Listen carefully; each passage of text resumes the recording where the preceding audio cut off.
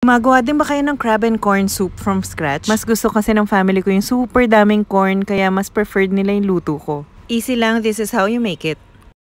Bring to a boil 6 cups of water. This recipe is for a family of 4 na mahilig sa sabaw, 1 chicken cube and 1 can of corn kernels. Shredded imitation crabs, mas better kung may totoong crab kayong gagamitin. Our family loves a lot of black pepper. Pwede nyong bawasan kung ayaw nyo, and you can also use white pepper. I also added a little bit of salt and chicken powder. Bring to a boil for about 5 minutes before adding the slurry to thicken the soup. Add it slowly while mixing para hindi magbuo-buo. I like it a little bit thick, parang sa mga Chinese restaurant. Once okay na yung lapot ng soup sa'yo, beat 2 eggs and same procedure with the slurry, add it slowly while mixing.